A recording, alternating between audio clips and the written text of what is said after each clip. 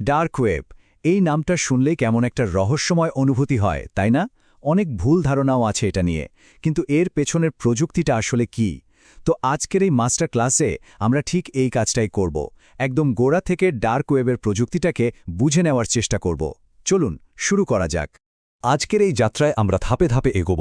প্রথমে আমরা জানব ইন্টারনেটের গভীর স্তরগুলো সম্পর্কে, তারপর দেখব টর আসলে কিভাবে কাজ করে, এরপর আমরা একটা নিরাপদ সেটআপ তৈরির গাইডলাইন দেখব এবং সবশেষে নিজের একটা গোপন ডটঅনিয়ন সাইট কিভাবে বানানো যায় সেটাও শিখে নেব। আর একদম শেষে থাকবে ডিজিটাল প্রাইভেসি নিয়ে খুব গুরুত্বপূর্ণ কিছু কথা। তো প্রথমেই যে ব্যাপারটা বুঝতে হবে তা হল আমরা প্রতিদিন যে ইন্টারনেট ব্যবহার করি সেটা আসলে একটা বিশাল বরফখণ্ডের চূড়া মাত্র। এর বেশিরভাগটাই আমাদের চোখের আড়ালে। এই চার্টটা একবার দেখুন, কি অবিশ্বাস্য একটা তথ্য। আমরা যে ইন্টারনেটকে চিনি সারফেস ওয়েব, সেটা মোট ইন্টারনেটের মাত্র ৫%। বাকি ৯৫% হল ডিপ ওয়েব, আর তার ভেতরেই লুকিয়ে আছে আরও ৫% ডার্ক ওয়েব। বলতে গেলে প্রায় ৯৫% ইন্টারনেটই গুগল বা অন্য কোনো সার্চ ইঞ্জিনের ধরাছোঁয়ার বাইরে। তাহলে এদের মধ্যে মূল পার্থক্যটা কোথায়? সারফেস ওয়েব হলো আমাদের চেনা জগৎ, ফেসবুক, ইউটিউব, যা আমরা গুগল করে খুঁজে পাই। আর ডার্ক ওয়েব কিন্তু কোনো জায়গা নয়, এটা একটা প্রযুক্তি। এখানে পরিচয় গোপন রাখার জন্য টরের মতো বিশেষ সফটওয়্যার আর শক্তিশালী এনক্রিপশন ব্যবহার করা হয়। এখন আমরা এই মাস্টার ক্লাসের সবচেয়ে গুরুত্বপূর্ণ অংশে ঢুকছি, যে প্রযুক্তিটা এই অবিশ্বাস্য প্রাইভেসি সম্ভব করে তোলে তার নাম হলো টর, যার পুরো নাম দি অনিয়ন রাউটার। চলুন দেখি এই পিঁয়াজ রাউটার ঠিক কিভাবে কাজ করে। মজার ব্যাপার কি জানেন? টর কিন্তু কোনো হ্যাকার গ্রুপ তৈরি করেনি। এর জন্ম হয়েছিল মার্কিন নেভেল রিসার্চ ল্যাবের হাতে, তাদের নিজেদের গোপন যোগাযোগ ব্যবস্থা সুরক্ষিত রাখার জন্য। আর আজ সেটাই সারা বিশ্বের লক্ষ লক্ষ মানুষের ডিজিটাল প্রাইভেসি রক্ষার একটা বড় হাতিয়ার হয়ে উঠেছে। টরের কাজের ধরনটা আসলেই একটা পেঁয়াজের মতো। আপনার ডেটাকে ৩টা আলাদা স্তরে এনক্রিপ্ট করা হয়। প্রথম সার্ভার, যেটাকে বলে এন্ট্রি নোড, সে শুধু জানে ডেটাটা কোথা থেকে আসছে, কিন্তু কোথায় যাবে তা জানে না। মাঝের সার্ভারটা তো কিছুই জানে না, না আপনার আইপি না আপনার ডেস্টিনেশন। আর একদম শেষের সার্ভার এক্সিট নোড, সে শুধু জানে ডেটাটা কোথায় যাবে, কিন্তু জানে না এটা কার কাছ থেকে এসেছে। এই কারণে নেটওয়ার্কে আপনাকে ট্র্যাক করা প্রায় অসম্ভব হয়ে যায়। আচ্ছা, এত সব তো হলো, কিন্তু এখন মনে একটা প্রশ্ন আসতেই পারে, তাহলে কি আমার ইন্টারনেট কোম্পানি বা সরকার কিছুই দেখতে পায় না? এর উত্তরটা একই সাথে হ্যাঁ এবং না। হ্যাঁ, আপনার ইন্টারনেট সার্ভিস প্রোভাইডার বা আইএসপি এটা ঠিকই বুঝতে পারে যে আপনি টর নেটওয়ার্ক ব্যবহার করছেন, কিন্তু এর শক্তিশালী এনক্রিপশনের কারণে আপনি সেখানে ঠিক কি দেখছেন বা কি করছেন সেটা তাদের পক্ষে জানা প্রায় অসম্ভব। তথ্য তো অনেক আলোচনা হলো, এবার একটু প্র্যাকটিক্যাল বিষয়ে আসা যাক। যদি টর ব্যবহার শুরু করতে হয়, তাহলে নিরাপদে শুরু করার জন্য প্রথম ৩টা জরুরি ধাপ কি হবে চলুন দেখে নিই। এই ৩টা স্টেপ কিন্তু খুবই জরুরি। ১. সবসময় অফিসিয়াল ওয়েবসাইট থেকেই টর ডাউনলোড করতে হবে এবং জিপিজি সিগনেচার দিয়ে ভেরিফাই করে নিতে হবে যে এটা আসল। ২. ব্রাউজার ইনস্টল করার পরেই সিকিউরিটি লেভেল বাড়িয়ে সেফেস্ট মোডে সেট করতে হবে। আর ৩. ব্রাউজার উইন্ডোটাকে কখনোই ফুল স্ক্রিন বা ম্যাক্সিমাইজ করা যাবে না, কারণ আপনার স্ক্রিনের সাইজও কিন্তু একটা ডিজিটাল ফিঙ্গারপ্রিন্ট হতে পারে। এখন কিছু কড়া নিয়মের কথা বলা যাক। দেখুন, প্রযুক্তি আপনাকে দারুণ টুলস দিতে পারে, কিন্তু আসল নিরাপত্তা নির্ভর করে আপনার নিজের অভ্যাসের ওপর।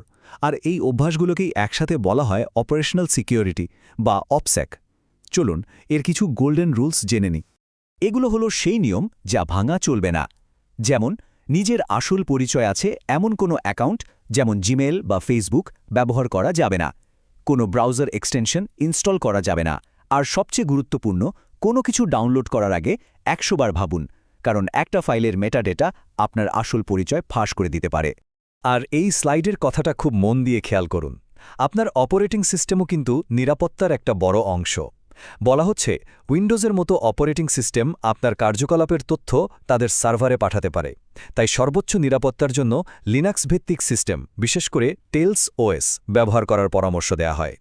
আমরা এতক্ষণ ডার্ক ওয়েবে ঘোরার কথা বললাম, কনজিউমার হওয়ার কথা, কিন্তু টরের আসল সৌন্দর্য হলো এখানে আপনি পরিচয় গোপন রেখে একজন ক্রিয়েটরও হতে পারেন।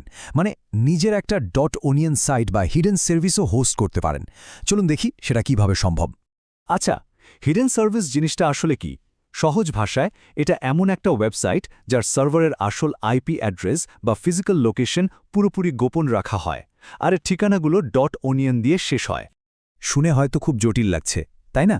কিন্তু বিশ্বাস করুন, পুরো ব্যাপারটা হয় টর্চ নামের একটা কনফিগারেশন ফাইলে মাত্র 2 লাইন কোড যোগ করার মাধ্যমে। এই কোডটা টরকে বলে দেয় আপনার লোকাল সার্ভারটা কোথায় আছে, আর টর নিজে থেকে আপনার জন্য একটা ইউনিক .onion অ্যাড্রেস তৈরি করে দেয়। কিন্তু নিজের সাইট হোস্ট করতে গিয়েই হয়তো দেখলেন স্ক্রিনে এই রকম একটা ভয় ধরানো এরর মেসেজ দেখাচ্ছে, টোর exceeded during startup, resource lock.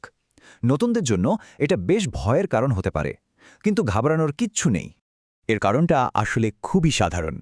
এর মানে হলো আপনার কম্পিউটারের ব্যাকগ্রাউন্ডে টরের অন্য আরেকটা প্রসেস চলছে, যেটা রিসোর্সটাকে লক করে রেখেছে।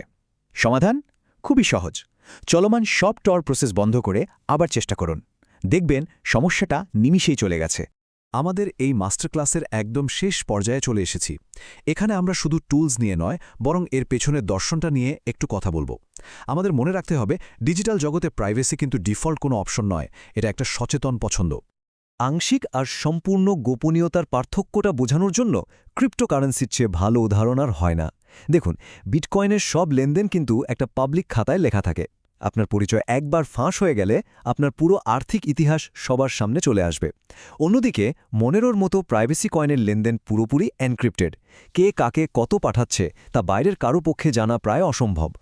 এই কথাটা মনে রাখলে পুরো ব্যাপারটা একদম পরিষ্কার হয়ে যাবে। বিটকয়েন হলো একটা স্বচ্ছ কাঁচের ঘর, আর মনেরও হলো একটা অন্ধকার, দুর্ভেদ্য ঘর। আপনার প্রয়োজন অনুযায়ী আপনাকে সঠিক টুল বেছে নিতে হবে। আজকের আলোচনা শেষে একটা প্রশ্ন সবার জন্য রেখে যেতে চাই। ডিজিটাল নজরদারির এই যুগে এমন একটা জায়গার আসল মূল্য ঠিক কতটা, যেখানে মানুষ সম্পূর্ণ বেনামি থেকে নির্ভয়ে নিজের মত প্রকাশ করতে পারে, তথ্য আদান প্রদান করতে পারে? এর উত্তরটা হয়তো আমাদের সবাইকে মিলেই ভাবতে হবে।